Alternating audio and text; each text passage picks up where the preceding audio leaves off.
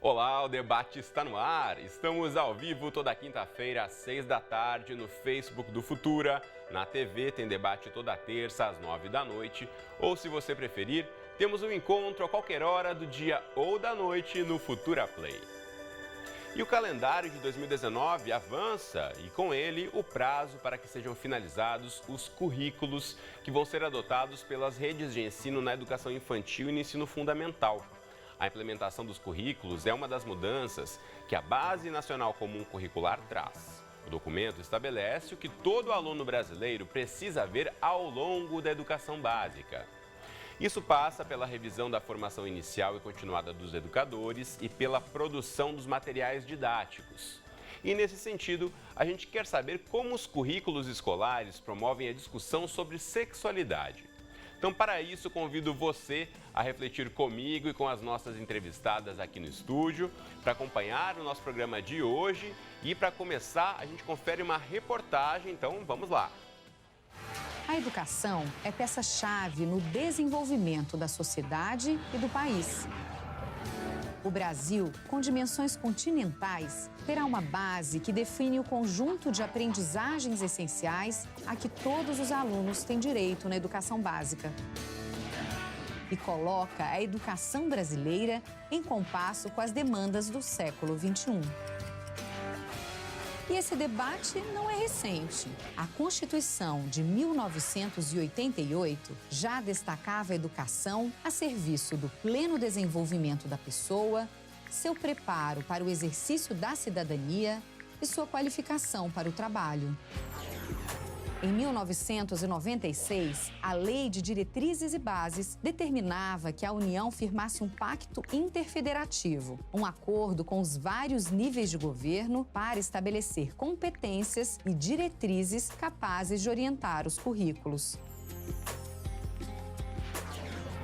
Em 2014, o Plano Nacional da Educação reafirmava a necessidade de estabelecer diretrizes pedagógicas para a educação básica e de criar uma base nacional que orientasse os currículos de todas as unidades da federação.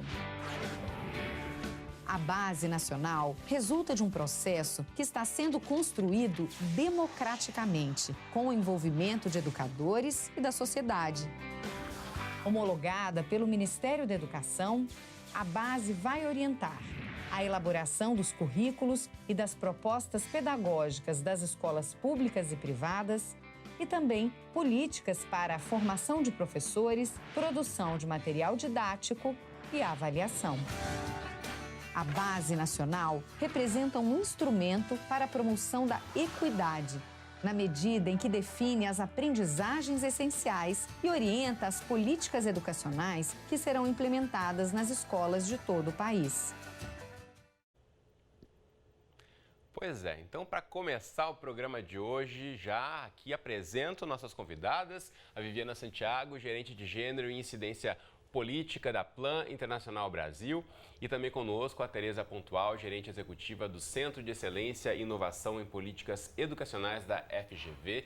Então, bem-vindas as duas, muito obrigado, Obrigada. Um prazer recebê-las aqui para a gente discutir esse tema tão importante, né? Sim, com certeza. Muito bom.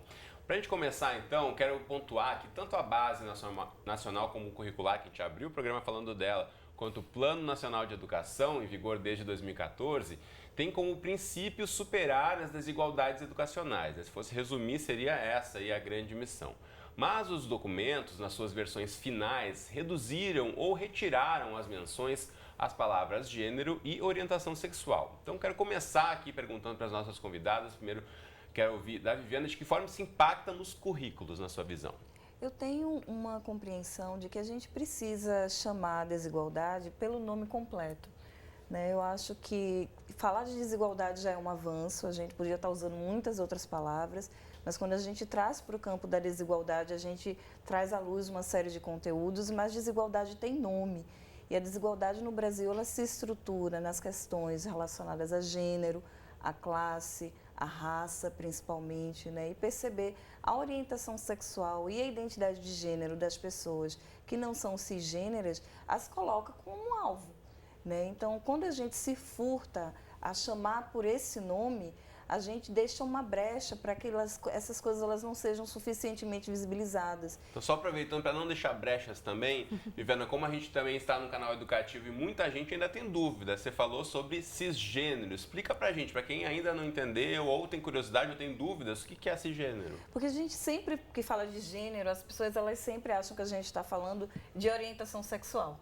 E eu digo para as pessoas, está tudo muito junto, está tudo misturado, mas não é a mesma coisa. Claro. Né? Objetivamente, a gente está falando da maneira como a gente se percebe como mulheres e homens, e isso é fundamentalmente gênero, principalmente o conceito de gênero, ele chama atenção para o caráter fundamentalmente social das diferenças entre mulheres e homens, mas também, né, o conceito de gênero, quando a gente pensa na nossa identidade de gênero, a gente vai ver que existem aquelas pessoas que o sexo que é atribuído a ela quando ela nasce tem a ver com a identidade de gênero que a gente cola nesse sexo. E aí eu uso bem essa linguagem da provocação pós-estruturalista porque eu acho que tudo isso é construção. Alguém olhou uma genitália e disse, é um pênis, portanto é um menino. Tem pessoas que têm essa genitália, mas, portanto, não são meninos, porque existe uma diferença entre esse corpo e a maneira como essa pessoa se reconhece. São pessoas transgêneras, né? E essas pessoas, por exemplo, o Brasil é o campeão no assassinato delas. Nós somos o campeão mundial, o país do mundo que mais mata a população trans. E dessas pessoas, 88% são mulheres negras, mulheres trans e negras, muitas delas com menos de 35 anos de idade.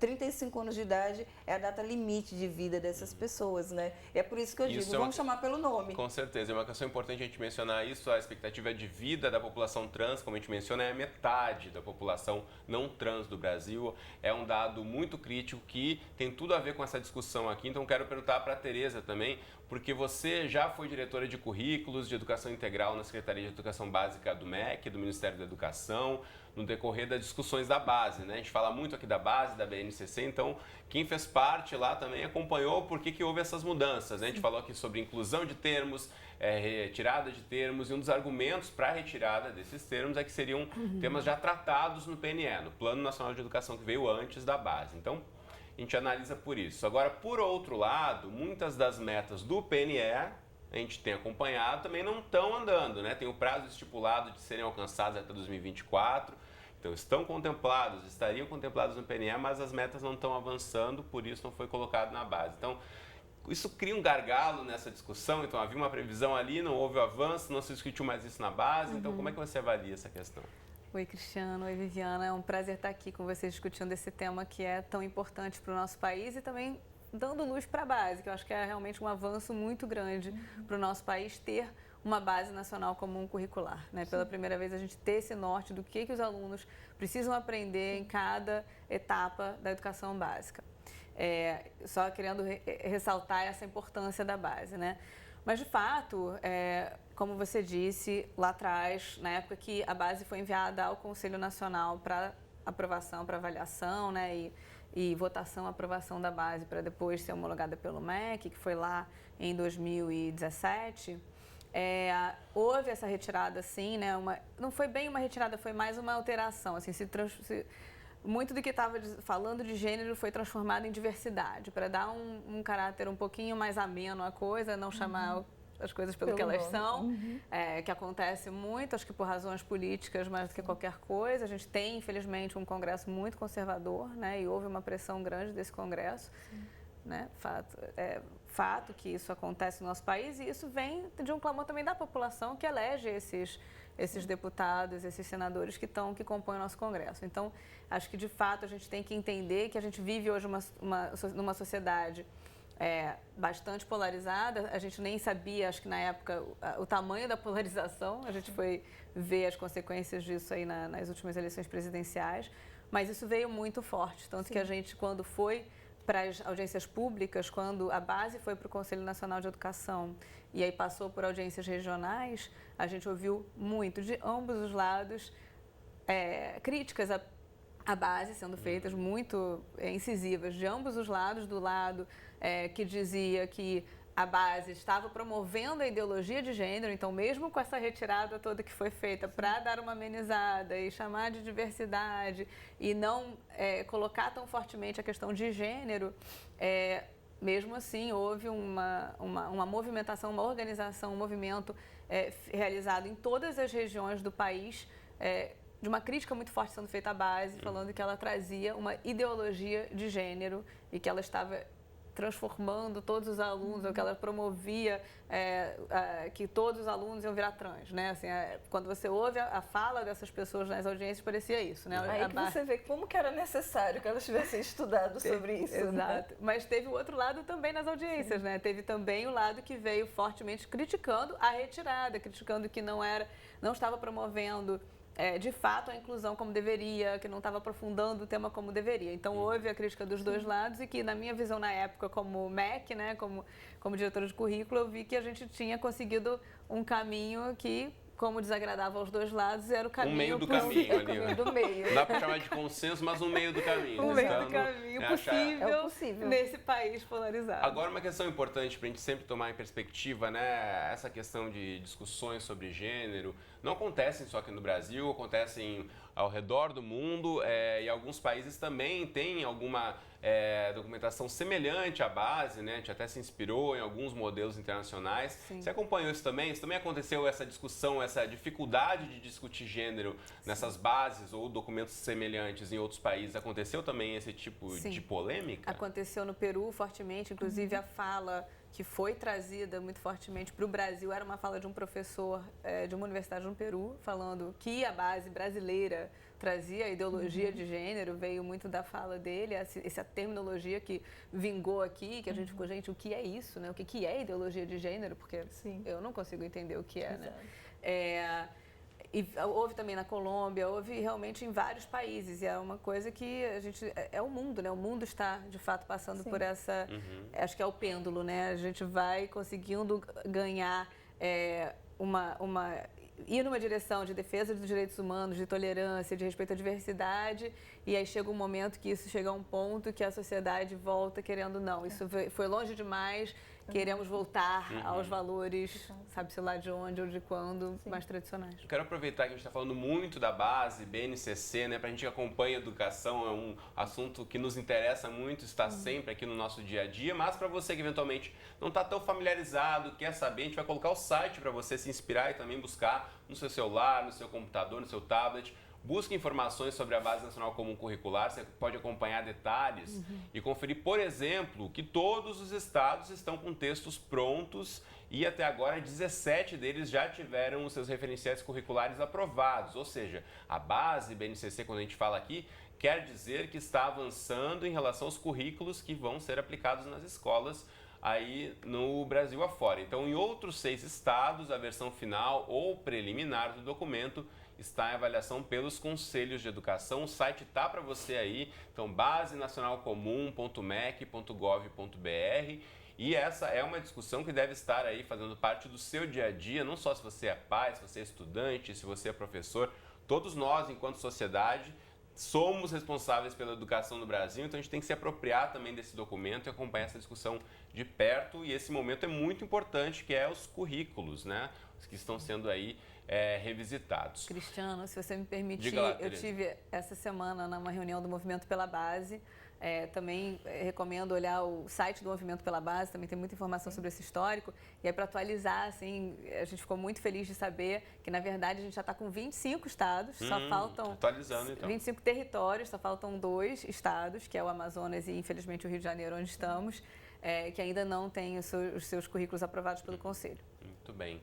A atualização feita, quero aproveitar aqui e perguntar para a Viviana uma questão importante. Nesse momento, né, que a gente sabe que estão sendo rediscutidos currículos, as secretarias buscam também o apoio na Plan Internacional. Queria que você falasse um pouquinho sobre essas demandas que as secretarias têm trazido. A gente tem identificado que tem muitos momentos acontecendo aqui no Brasil, né? Ao mesmo tempo que a gente tem pessoas assim com um profundo terror, né? No ano retrasado nós apoiamos, a gente produziu um material que se chamava o Desafio da Igualdade. Como é que a gente pode promover a igualdade na infância? E era um vídeo, mas era também uma cartilha, várias pílulas que ajudavam a entender questões de como que na infância a gente produz desigualdade a partir dos estereótipos, né? E aí uma organização parceira, junto com uma Secretaria de Educação em São Paulo, de uma cidade em São Paulo, fez um grande encontro de formação de professoras e professores, utilizando esse material, se desafiando. E esse encontro foi denunciado e provocou uma comotion, né? Porque as pessoas denunciaram o encontro e estavam usando o material e a ideologia de gênero, então foi um horror. Mas, ao mesmo tempo, a gente tem pessoas que dizem assim, não, o governo do estado de Pernambuco, por exemplo, a Secretaria da Mulher, não, sempre fizeram formação. A Secretaria da Mulher do Governo do Estado tem núcleos de estudo de gênero em todo o território de Pernambuco e faz a formação. E essas pessoas, elas sempre entendem que é muito necessário. Como é que a gente, se não pode falar a palavra, se não pode falar isso, não pode falar aquilo, mas a escola é um território onde estão as pessoas chegam lá com as suas complexidades. Sim. E aí, a gente fecha os olhos. Então, a gente tem apoiado muitas pessoas a entenderem que essa é uma discussão que se baseia na promoção de direitos humanos. Então, portanto, o nosso compromisso com os direitos humanos de meninas, de meninos, do combate à violência, a gente vai mostrando outros caminhos possíveis.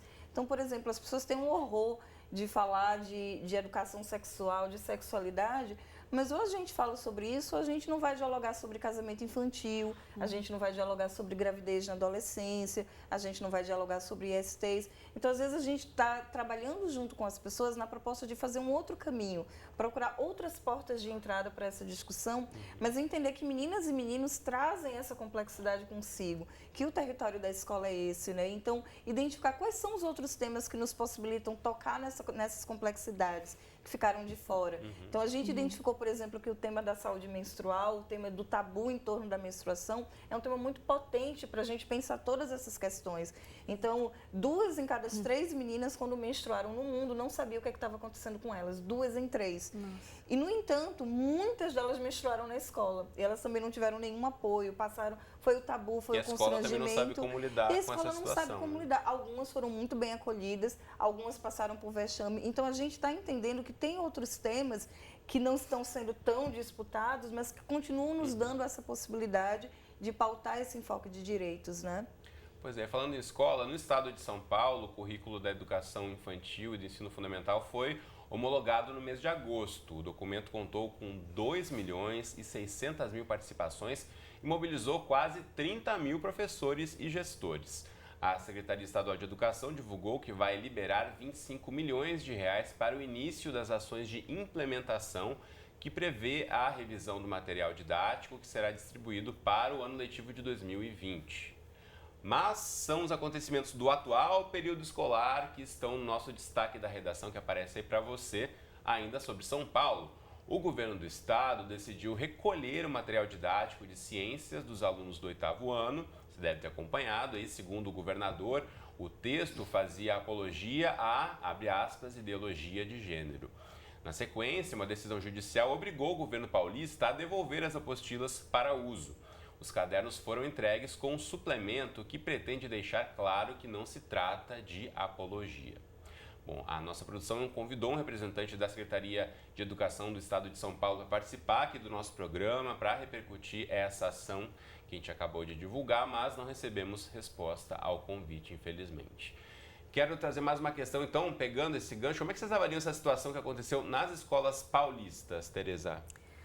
Então, eu acho que essas polêmicas que tem sobre materiais didáticos variados, assim, sempre vão ocorrer, né? Erros ocorrem, equívocos ocorrem. Eu acho que, de fato, a forma que estava colocada, né? Assim, eu acho que não dava uma ênfase suficiente ao fato de que são visões, né? Então, tem uma visão biológica, uma visão sociológica, de gênero, né? Então, a gente sabe que não é uma questão de dizer não existe homem e mulher, né? Existe homem e mulher, existe... Não é negar o que a biologia fala, é acrescentar uma outra visão para além dessa, que é a visão sociológica de gênero, e dizer que, de fato, existe, como a gente já conversou aqui, pessoas que não se identificam com o gênero correspondente ao sexo que nascem. E isso estava colocado na apostila, acho que de uma forma que ficou um pouco, talvez simplória, ou talvez não aprofundando suficientemente, e aí abriu essa lacuna para uma crítica que levou a vários equívocos, porque, na verdade, você só retirar não resolve, você também retirar e depois a justiça mandar voltar, ou seja, cria uma polêmica em torno de uma situação que podia ter sido resolvida de outra forma. Mas, de fato, eu acho que é importante que se trate a questão de gênero de uma forma adequada, né? Com a devida seriedade e profundidade que vai ajudar a esclarecer e não a confundir ou a ou a deixar os alunos ainda mais com essa situação atual que é filme professor, mande, né, com a incitação, a gente está num contexto complicado, a gente sabe da importância também do material didático. Então, para entender um pouquinho mais como é que as redes de ensino têm se organizado, especialmente em relação aos livros e apostilas, a gente vai chamar mais uma convidada agora para o nosso programa, então, Maria Luísa Albiero Vaz, que é vice-presidente da ABRALE, Associação Brasileira dos Autores de Livros Educativos. Bem-vinda, Maria Luísa, muito obrigado pela participação conosco aqui. Já emendo para você uma pergunta. A Secretaria de Educação tem apontado preocupações para atender a BNCC e tratar desse tema da sexualidade? Bom, primeiramente, boa noite, obrigada pelo convite. E eu acho que tem sim, nós temos esse desafio muito grande, né? Os autores de livros didáticos têm esse desafio, na verdade, de trazer para o livro didático algo que é muito além do que um simples conteúdo, né? Nós temos o livro didático, como ele é um contato muito forte entre os conteúdos em si, as habilidades e competências e a vida na escola, a gente tem essa preocupação sim, porque tornou-se um assunto polêmico, como já foi falado, e não se trata apenas de um conteúdo restrito, estanque das ciências da natureza, é um conteúdo que faz parte da vida. Então, temas como gravidez na adolescência, casamento infantil, o número enorme de assassinatos de pessoas transgênero no país, eu acho que fazem parte da vida e a gente tem que transformar, e isso a escola é um lugar onde se aprende a viver, então é uma preocupação muito grande dos autores de livros didáticos e isso está na base, está nos marcos legais, embora os termos tenham sido retirados da base, isso está na nossa Constituição, está na LDB, está em todos os documentos. Então, a gente tem essa preocupação, sim. Reforçando um pouquinho da questão das redes estaduais, né, elas são corresponsáveis na produção dos materiais que atendam aos novos currículos. Então, em relação às secretarias que buscam a ABRALE, a produção, pelo que você tem acompanhado, está dentro do prazo previsto pela BNCC? Como é que está esse desenvolvimento do material? O prazo não está o prazo não está favorável, não. O prazo existe, mas o prazo não está sendo cumprido. Tem sido dado muito pouco tempo para ser feito, quer dizer, acaba se tomando muito tempo nessa discussão de pauta moral e os prazos não estão sendo... Entre produzir um material desde do projeto até entrar na gráfica, uma coleção didática, ela demora 3 anos, às vezes, para ficar pronta. Então, os prazos dos editais, nós estamos com muito pouco tempo para fazer tudo isso. Preocupa, né, a gente pensar nesses prazos e metas que a gente sempre acompanha, a gente sempre estipula uma série de prazos e metas pensando que a partir disso essas discussões vão ser aprofundadas, né, que a gente vai trazer essa discussão para mais próximo.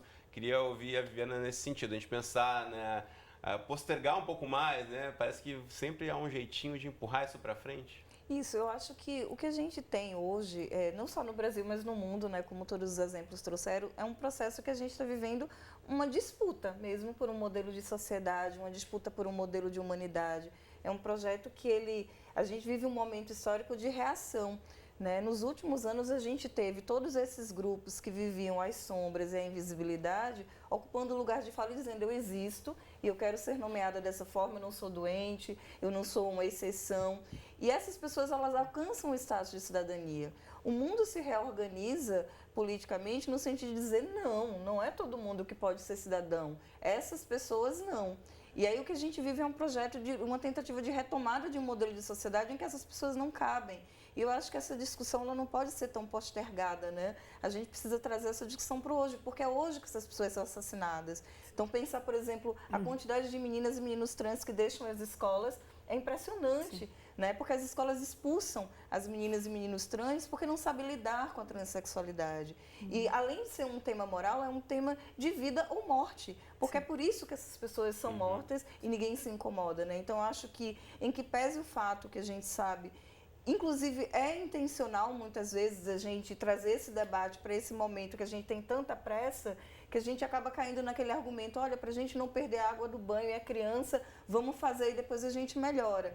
Mas, ao mesmo tempo, eu digo assim, a gente tem um território de possibilidades E aí talvez seja um momento de que, enquanto conjunto da sociedade, né, a gente possa também identificar que a base ela não dá conta de 100% dos conteúdos. Se nesse contexto, o conteúdo das identidades de gênero, o conteúdo das desigualdades raciais, esse conteúdo da orientação sexual é um conteúdo potente, a gente tem o dever de pressionar para que esses 20% entre aí e a gente perceber que a base não é um instrumento que está pronto e acabado daqui até o fim dos tempos. Claro. Ele é um instrumento vivo. Assim como a educação, né? A nossa vida ela é dinâmica, a educação também, os documentos também precisam ser. Revisitemos no tempo certo. Com certeza. Quero me despedir então da Maria Luísa, que representa a Abrale. Muito obrigado e até a próxima. Valeu. Eu que agradeço. Muito bom. Então eu quero seguir agora com o debate, porque a discussão sobre questões de sexualidade e identidade na educação não é um assunto novo. A gente está falando aqui da necessidade de mudar, de rever, os tempos são outros e serão sempre outros, porque o tempo não para, né? Já dizia lá o poeta. Mas, claro, nada disso acontece sem gerar tensões. Então, até abril deste ano, por exemplo, a tentativa de proibir o uso da palavra gênero e da expressão orientação sexual em sala de aula motivou mais de 90 projetos em câmaras municipais e assembleias do Brasil inteiro. Esse levantamento foi feito pela revista Gênero e Número e a nosso convite, a jornalista Juliana Bianconi, diretora da revista, comenta esse assunto pra gente. Vamos conferir. A gente aqui na Gênero e Número produz jornalismo de dados, significa nossa produção é bem orientada, né, a partir de bases de dados que a gente levanta ou a gente estrutura. A partir desse acesso a essas bases, a gente analisa, faz várias leituras. Nesse trabalho especificamente, né, o reino sagrado da desinformação, o que a gente fez foi, primeiro, criar uma metodologia para a identificação de atores que de fato estejam nesse debate da ideologia de gênero, por se tratar de um tema assim, muito central hoje no debate político e também no debate de direito, que alcança também o debate de educação. Primeiro, a gente identificou que esse é um discurso recorrente na mídia, na política, na religião. Quando a gente fala de religião, principalmente religião católica e evangélica.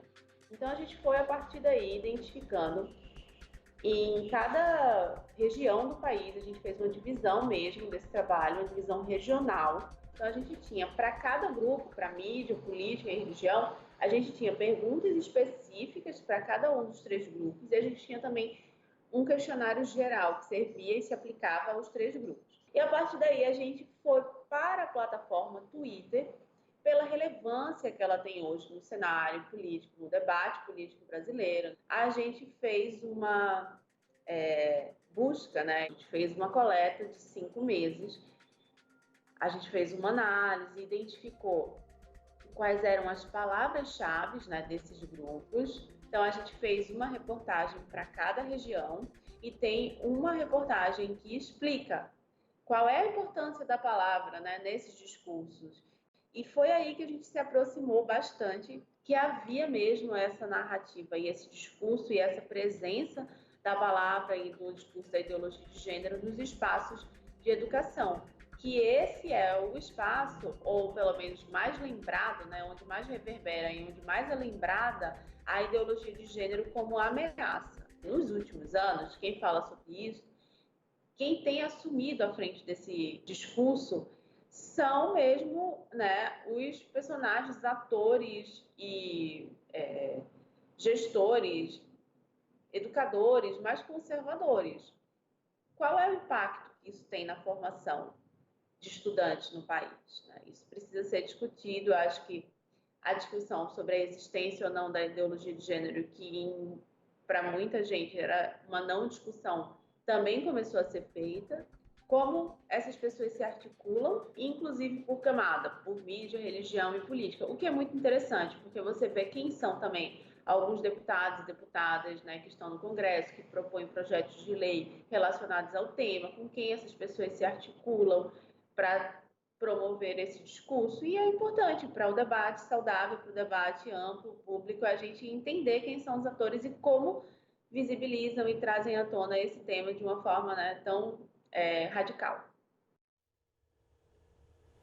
Muito obrigado, Juliana, diretora da revista Gênero e Número. Você pode buscar outras informações sobre a revista na internet. A gente vai fazer um rápido intervalo, mas já volta aqui com a Viviana e com a Tereza comigo no estúdio discutindo educação e sexualidade. Então não sai daí que o debate já volta. O debate está de volta falando de sexualidade e educação.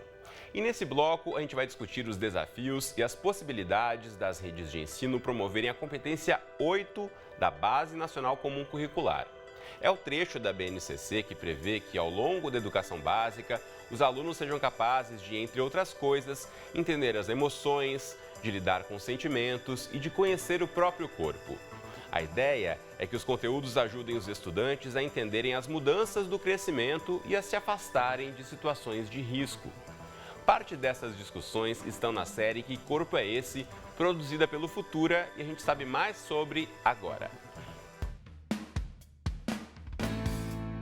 Que corpo é esse, Cris? Pronto, mano. Agora fica faltando só o som. Eu trago mais à noite, beleza? Sussa, valeu pela força, mano. De boa, tudo pelo aniversário do meu irmãozinho. A gente criou uma série específica para tratar desse assunto, que é Que Corpo é Esse? Ela é dividida em 3 microséries que com temáticas relativas a diferentes momentos do desenvolvimento psicossexual de crianças e adolescentes, e cada uma dessas faixas fala para assuntos referentes a esse período da vida. E aí entendendo sexualidade como a descoberta dos sentimentos, das dificuldades, das angústias, da descoberta do próprio corpo, para aí sim, já em idades mais avançadas, falar de sexo propriamente dito. A gente, nos processos formativos do projeto, traz essa preocupação, né, em respeitar as diferentes etapas do desenvolvimento sexual da criança e adolescente, até porque alguns dados mais recentes dizem que crianças estão começando a acessar pornografia online sem nenhum tipo de supervisão a partir de 10 anos de idade. Ou seja, eles estão tendo contato já com essas temáticas, mas de uma forma deturpada, né? E como a gente sabe que a realidade brasileira não é de uma família protetora, mas sim de uma família abusadora, dado esses dados altos de violência dentro do ambiente doméstico, é muito importante que educadores, que profissionais de CRAS, CREAS, do atendimento psicossocial, eles tenham mecanismos de abordar essa temática com crianças e adolescentes de uma forma adequada, de uma forma saudável, respeitando as diferentes etapas de vida, e que esse conteúdo, né, e conteúdos como esse, possam ser aliados nesse sentido. Não, cara, na real eu tô saindo com carinha. Você é comédia, hein? Não, cara, é sério. Eu não te falei nada antes porque, sei lá, eu achei que você fosse ficar encanado. Mas nada a ver, né? Você é meu parceiro, irmão. Cara, eu preciso vazar. Aí, tá tudo bem, mano? De boa. Falou. Bem, a série Que Corpo é Esse? Ela é fruto também desse contexto do projeto Crescer Sem Violência. Ela foi fruto de uma produção dialogada com organizações do Brasil inteiro que trabalham na autoproteção de crianças e adolescentes e também de especialistas no tema. A série conta a história de uma família, as descobertas, né, e as questões da vida sexual, né, da sexualidade de cada um deles, de acordo com a sua etapa de vida. O que rolou? Vocês brigaram? Não, pior. O cara confessou que é gay, velho. Meu melhor amigo, gay. Ah, é? E daí? Você tá me zoando? O cara já me viu pelado no vestiário. Fala sério. Ah, sério que você tá falando isso? O que muda na tua vida ele ficar com uma mina ou com um cara? Para de ser homofóbico, Yudi. O projeto Crescer Sem Violência, ele tem uma metodologia própria e o Canal Futura, junto com a Childhood e o Unicef, realizam formações de 16 horas em vários municípios brasileiros, em parceria com esses municípios, para preparar educadores, assistentes sociais, psicólogos, enfim, e pessoas que de uma maneira geral atuam na rede de proteção à infância e adolescente, para usar esse material de forma adequada, contextualizada. Esse material está disponível gratuitamente, tanto no Futura Play, como também no YouTube. Todos os programas, não só da série Que Corpo é Esse?, mas também das séries anteriores, Que exploração é essa, que abuso é esse, estão lá disponíveis gratuitamente, inclusive com legendas, audiodescrição e libras.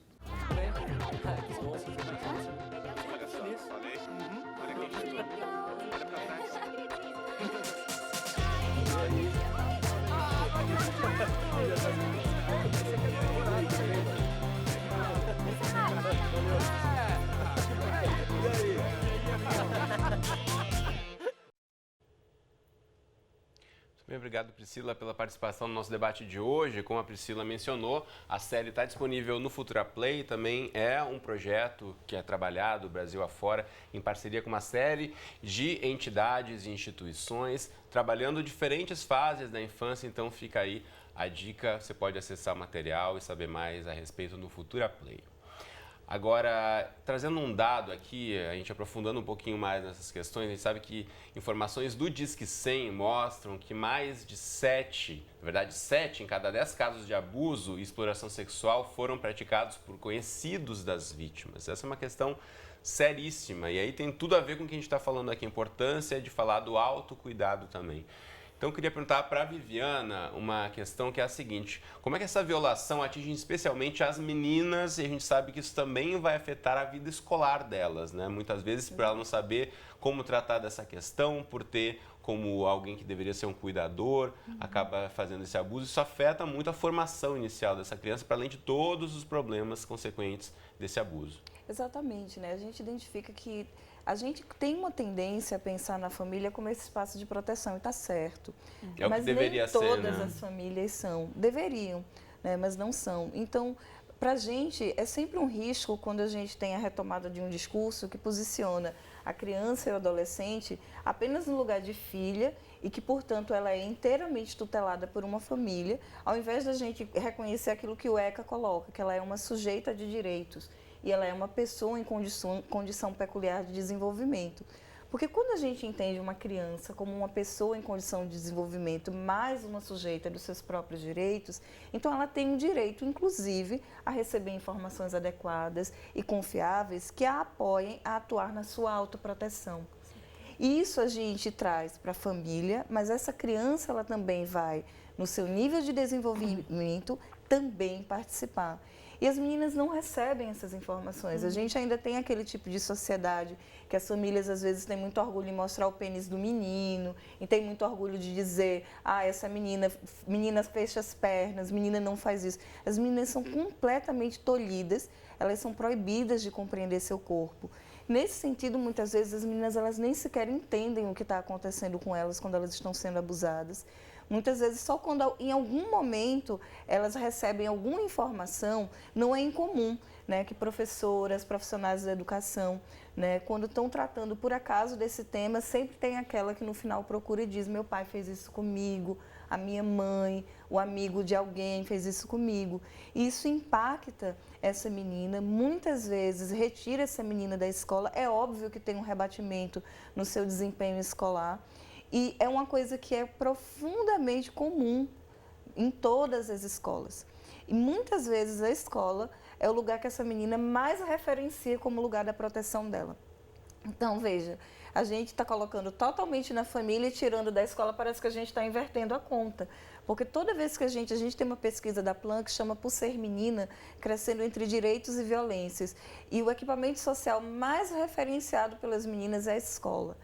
A gente tem uma pesquisa sobre o casamento infantil também. A pesquisa de junho desse ano diz a mesma coisa. Quando te acontece alguma coisa, é a escola.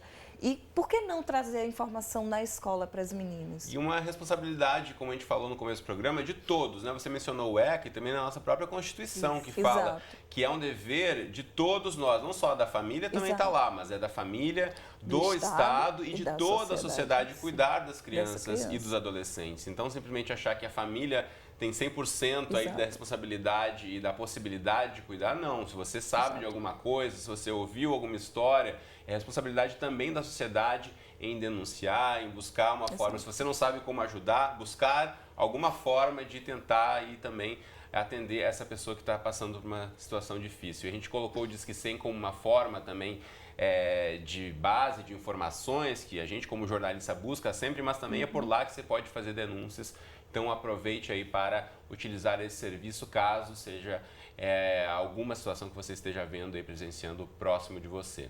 Agora eu quero fazer uma outra questão para a Tereza, que é de que forma essa prevenção à violência sexual contra crianças e adolescentes, que a gente falou aqui de despertar um pouco, né, atenção para o autocuidado, né, de que forma isso pode ser incluído nos currículos como um componente escolar, já que a gente já tratou dessa dificuldade, né, de falar de gênero, a questão dos termos, as terminologias são muito combatidas muitas vezes. Como é que você entende que isso pode ser tratado no currículo?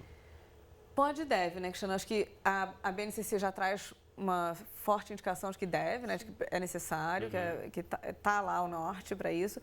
E os currículos têm que tratar de como fazer isso e como fazer isso dentro do contexto daquela região, daquele estado, daquele município. Então, eu acho que, claro, cada lugar vai ter uma questão, um contexto cultural, uma questão a ser considerada na forma, mas precisa trazer isso e precisa trazer isso desde cedo, porque a gente vê cada vez mais cedo. Eu queria até, assim, antes parabenizar, ficou sensacional a série do Futura e acho que é super importante ter esse tipo de material porque ajuda, inclusive, as redes, as secretarias a trazerem essa temática para dentro do currículo porque existe um material de qualidade que está disponível e isso pode ser trazido para dentro desses currículos. E esse é um dos intuitos da criação do projeto Que Corpo é Esse? Exatamente munir aí também as redes, os educadores utilizarem esse material para, de certa forma, facilitar ou possibilitar outras abordagens a essas questões. Exatamente, porque nem sempre é usando o livro didático, né? Eu acho que os livros didáticos são fundamentais e estão aí, eu acho até para trazer um pouquinho para a discussão que a gente teve antes,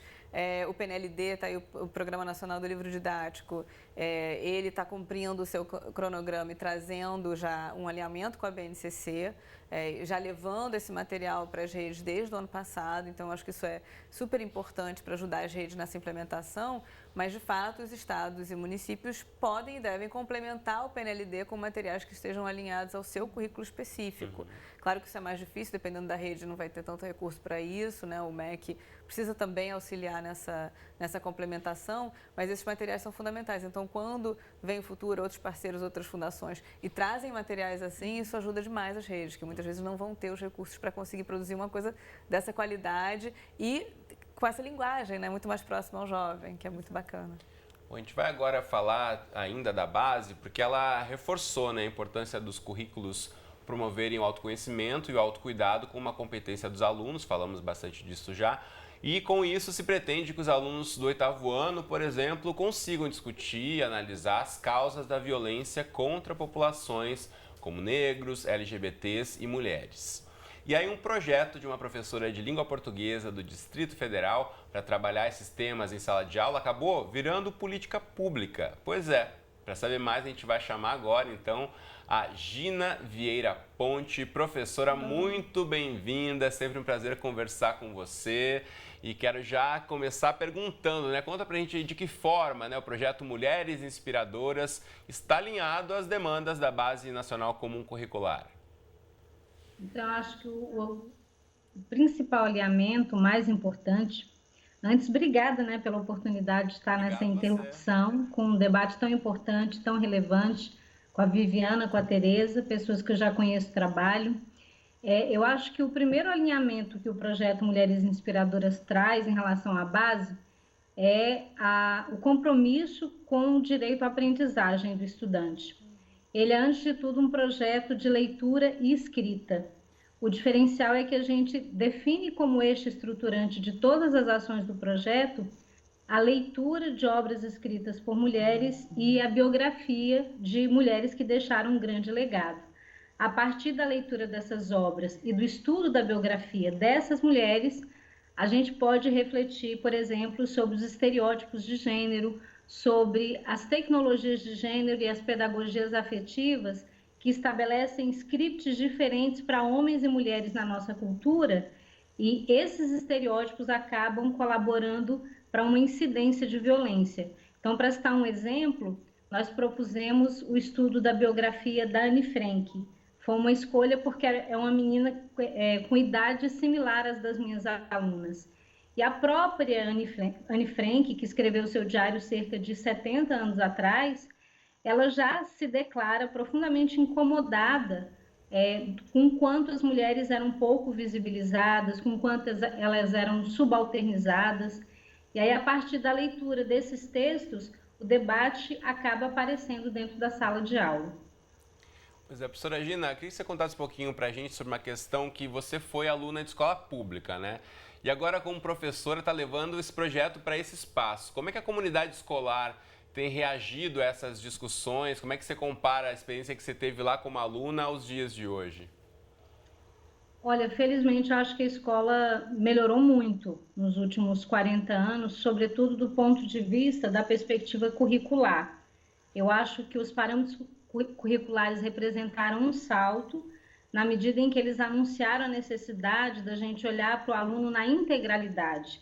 Essa concepção do aluno apenas como uma cabeça que pensa, ela é extremamente ultrapassada, né? Então, eu comparo, na época que eu estudava, que eu era aluna, havia uma preocupação muito restrita em relação a ensinar conteúdos. Hoje, tanto com os currículos que antecederam a base, quanto com a própria base curricular, a gente tem uma proposta de uma formação que, sim, garanta o direito à aprendizagem dos conteúdos que estão propostos, atingir os objetivos de aprendizagem, mas, para além disso, a gente tem propostas que tem a perspectiva de transformar o sujeito e transformar também a nossa cultura. Então, acho que a gente tem muito a comemorar, assim, a escola hoje, todos os nossos dispositivos legais, né? A própria LDB, ela anuncia uma educação que se preocupe com as questões que nos atravessam culturalmente. Muito bem, Gina, eu já volto a falar com você. Eu quero trazer a discussão um pouquinho aqui para o estúdio, ouvido da Tereza, de que forma essas possibilidades, esses desafios também de replicar essa discussão, você acha que isso pode ser feito também em outros estados? Sem dúvida, acho que o projeto da Gina é referência, né? É um projeto sensacional e que é premiado com notoriedade nacional também, então certamente tem professores como a Gina, tem professores pelo Brasil inteiro que fazem projetos assim. Acho que quanto mais visibilidade a gente puder dar a esses projetos que acontecem lá no chão da escola e que conseguem transformar essa realidade. Então a Gina, ela criou esse projeto a partir do que ela viu ali, ela viu a demanda das alunas dela, né, que não se viam, não se valorizavam, não conseguiam trabalhar sua autoestima e ela criou o projeto para conseguir trazer, resgatar essa autoestima nessas alunas e nela mesma como professora, que também já estava ficando desmotivada, e a gente vê isso acontecendo nas nossas escolas. Então, acho que valorizar o trabalho que os professores fazem na ponta, quando eles conseguem ter essa sensibilidade, né, de estar ali conectados com o que está acontecendo, com a realidade dos seus alunos, né, e vendo os seus alunos como esse ser humano integral, que é como a base traz, né, essa concepção de infância, essa concepção de criança e de juventude.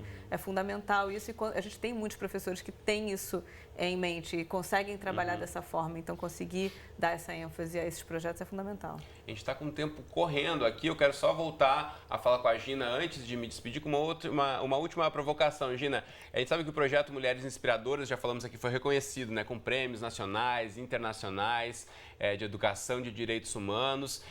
Queria ouvir de você de que forma a gente pode também inspirar outros educadores, Brasil afora, que estão acompanhando a gente, a, assim como você, também pensar em criar um projeto novo, em pegar alguma questão que os alunos trazem, criar um projeto que possa ser referência e a gente pensar que também dentro desse contexto da BNCC, mas que seja algo que atenda muito à questão das demandas dos alunos. Como é que você daria uma dica aí para os educadores?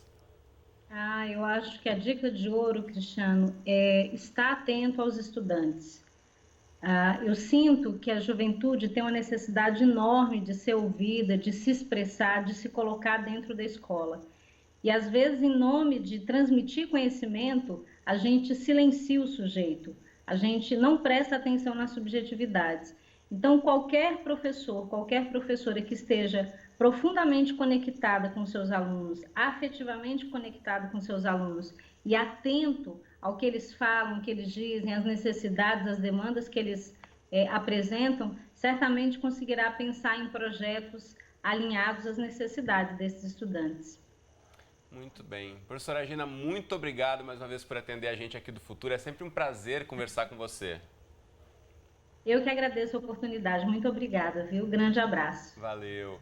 A gente lembra aqui, se você quiser saber mais sobre o projeto Mulheres Inspiradoras, tem muita coisa na internet, inclusive uma entrevista completa feita pelo programa Conexão aqui do Futura com a professora Gina, disponível no nosso Futura Play, que está aqui embaixo. Bom, a gente teve ao longo da semana uma série de participações também, o pessoal se interessou pelo nosso tema e mandou aqui pra gente algumas perguntas. Eu quero colocar aqui para vocês comentários, principalmente, que chegaram pelas redes sociais. Por exemplo, vários professores mandando aqui pra gente, né? Como o Larry falando, a pergunta era como deve ser tratado isso na escola, a questão da sexualidade com os estudantes. Aí se fala aqui sobre normalidade, é um fato do cotidiano, crianças e pré-adolescentes passam por essas discussões, então falar de corpo humano, falar de sistema reprodutor, então é um dos educadores que nos mencionou isso. Naturalidade, normalidade, eu acho que pode ser aí né, um dos caminhos para a gente começar a abordar esse assunto. Outro comentário dizendo aqui, de forma franca, honesta e aberta. E falam um PS aqui, quando da idade correta. E aí também é uma questão que a gente pode pensar, né? Quais temas também se falar, isso também é muito sensível, de cada caso é um caso, não há uma generalização, principalmente nesse assunto tão delicado, mas com certeza, né? Você verificar de qual assunto você vai falar com uma criança, um adolescente de qual idade. E ainda a Janete nos falando aqui, esse tema do século XXI, o tema sexualidade é muito abrangente e delicado, e é muito importante o conhecimento da sexualidade de forma científica, respeitando cada família e os alunos. Muito bem. A gente também saiu para a rua para ouvir professores, para além desses que mandaram comentários aqui, a gente foi aí com o nosso microfone e a câmera na mão, então, em meio a todas essas discussões, qual é o papel do professor diante desses novos currículos? Isso também é muito importante ser discutido, então a gente vai conferir aí de que forma os professores avaliam que pode ser discutida essa questão a partir da Base Nacional Comum Curricular dos novos currículos, então a gente confere agora, vamos lá. Qual a importância de trazer esse debate para a sala de aula e para a educação? Formar pessoas melhores, né? Que entendam que é importante, sem dúvida nenhuma, entender o lado do outro. E o tema que que você me perguntou, é um tema bastante complexo, né? Então, realmente, o professor faz papel fundamental nessa história, a partir do momento que ele leva para a sala de aula o respeito e visar sempre a valorização humana. Na minha visão, o principal papel do professor é acabar com o preconceito, né? Então, o professor, ele é a ferramenta que está ali, que o aluno ouve, e muito do que o professor fala se torna uma verdade absoluta para o aluno. Então, se ele segregar ali preconceito, o aluno vai sair daquela sala de aula com preconceito, vai levar para casa, vai levar para as ruas. Então, eu acho que é um tema importante, delicado em algumas faixas etárias, mas que tem que ser elaborado, tem que ser discutido. Essa questão de gênero e direitos humanos sempre está no nosso projeto pedagógico e é algo debatido, inclusive, pelos alunos, no cineclube, nos projetos interdisciplinares. É algo extremamente importante, inclusive, porque nós trabalhamos com jovens de 7º, 8º e 9º ano. O papel do professor é um papel de mediar os assuntos. Ele não vai dizer o que é certo e o que é errado. Ele vai ouvir o adolescente e vai dizer para o adolescente expressar o que ele pensa. Trazer também assuntos da atualidade, dizer quais são as fontes mais confiáveis, fazer com que o aluno aprenda aonde pesquisar. Hoje em dia eu converso com os meus alunos, muitas das vezes eles não têm essa abertura de conversarem com os pais sobre o tema. Muitos a gente percebe que ainda está naquele momento de indecisão, algo estranho está acontecendo comigo e eu não sei o que fazer. Então eles me procuram, porque eu também sou professora de ciências. E eu converso com eles, explico sobre as questões que ele vai enfrentar no futuro, sobre o que ele pode fazer em relação a se proteger. E eu mostro abertamente, dentro da área da ciência, o que ele pode fazer. O aluno vê no professor, ele primeiro te testa, para ver até onde ele pode ir, se pode confiar em você. Quando ele percebe que pode confiar, ele abre o coração. E aí é a hora da gente plantar a sementinha e ajudar. Lindo.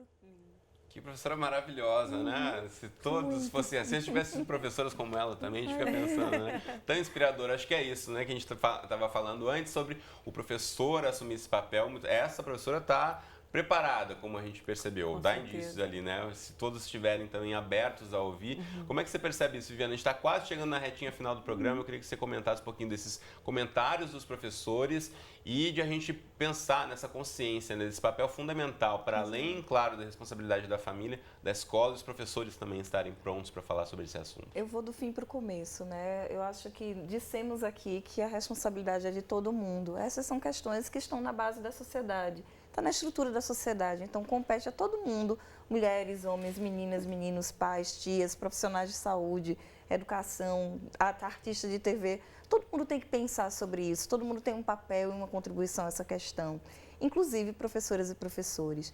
Eu sempre desconfio que a gente tem muita dificuldade para lidar com a questão da sexualidade, porque em alguma medida a gente tem muita dificuldade para lidar com a nossa, né? As nossas experiências iniciais, elas foram muito complexas, muito difíceis muitas vezes, então quando eu vejo a do outro e da outra é difícil. Eu diria também que sexualidade não é sexo, é uma dimensão na vida de todas as pessoas humanas e que, portanto, a gente deve lidar com ela e que cada pessoa, em cada etapa da sua vida, tem uma demanda diferente. Então, não tem isso de não falar sobre isso. Não, uma criancinha pequena e um idoso não têm a mesma demanda quando a gente fala de sexualidade, mas a sexualidade está presente. Então, é que a gente naturalize aceitando como uma parte da gente. Quando a gente acolher a nossa sexualidade, a gente vai ter muito mais tranquilidade para lidar com a da outra e do outro. Professoras e professores que somos. Com certeza, eu vou pegar o gancho, Viviana, porque uma das coisas que é mais bacana, eu acho que na BNCC, né, na Base Nacional Comum Curricular que está aí, são as 10 competências gerais. São elas que apontam para esse ser humano mais integral, completo, que a gente quer que a educação básica consiga formar, né? Um ser humano tolerante, que saiba colaborar, que conheça a si mesmo, que tenha esse autoconhecimento e essa autoestima trabalhada, né? Então, e isso, quando a gente lê as 10 competências, a gente fica, nossa, né, será que eu tenho todas? Né? Todos nós, acho que ainda temos muito que trabalhar em relação a essas 10 competências e quando a gente coloca isso como uma responsabilidade da escola, a gente está colocando também como responsabilidade dos professores. E será que eles têm essas 10 competências já, né, trabalhadas e desenvolvidas? Então, a gente precisa que as redes, como um todo, trabalhem, apoiem os professores no desenvolvimento dessas competências para que eles realmente consigam trabalhar isso com seus alunos. Eu acho que a única questão que eu trago é assim, não é só um papel de mediador, eu acho que tem também, mas a gente tem que, dado que é a responsabilidade de todos nós, da escola, da sociedade e da família, tem coisas que essa criança não vai ter acesso, né, na família. Então, ela precisa ter acesso na escola. E aí entra as redes com os materiais, com a formação continuada para esses professores, para trabalhar, de fato, essas competências e conseguir que esses professores estejam confiantes e se sintam capacitados, formados para conseguir trabalhar isso nos seus alunos. Pois é, nosso tempo aqui está chegando ao fim, mas você que acompanha o debate sabe que sempre tem um espaço no final do programa para os memes. É a forma que a gente acredita que a internet encontrou de traduzir a nossa realidade. Então vamos lá. Ao meme da semana, esse é inspirado naquela série O Conto da Aia, The Handmaid's Tale, aí publicada pelo site Sensacionalista. Ministra muda de ideia e diz que meninas podem usar vermelho. Tá aí a crítica do Sensacionalista. Muito bem. Bom, a discussão acaba aqui no programa, mas não acaba aí. A gente quer que você leve adiante esse bate-papo aí na sua roda com a família, com os amigos, no bar, onde for, no restaurante, no almoço de domingo também. Tem que falar de sexualidade e educação, sim. Então, muito obrigado, Viviana. E, Tereza, foi um prazer conversar com vocês duas hoje. Foi muito bacana. Obrigada a você, Cristiano. Você de casa, obrigado pela companhia de sempre. Tem debate toda semana, todo dia, onde você quiser, quando quiser, no Futura Play. Beijos e abraços e até a próxima.